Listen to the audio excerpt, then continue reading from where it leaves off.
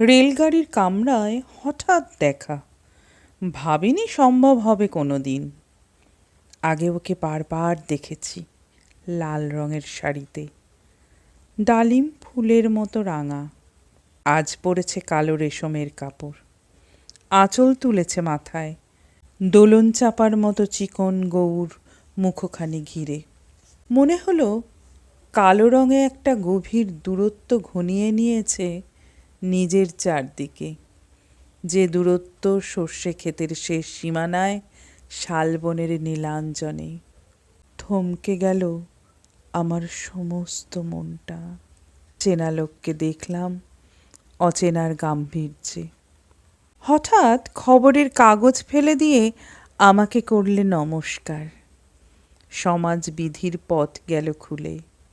আলাপ করলেম শুরু। কেমন আছো? কেমন চলছে সংসার?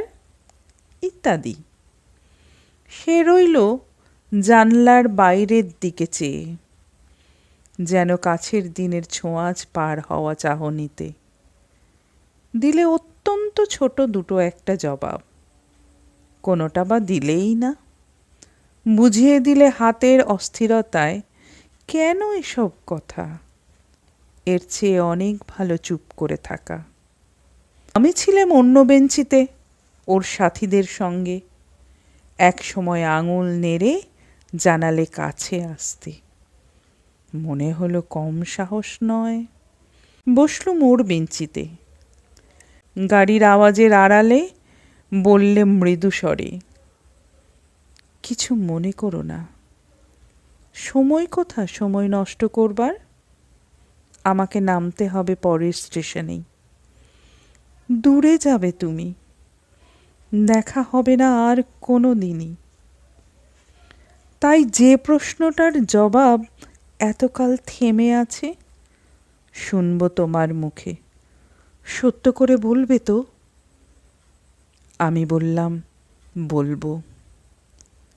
বাইরের আকাশের দিকে তাকিয়ে শুধোলো, আমাদের গেছে যে দিন, একেবারেই কি গেছে? কিছুই কি নেই বাকি?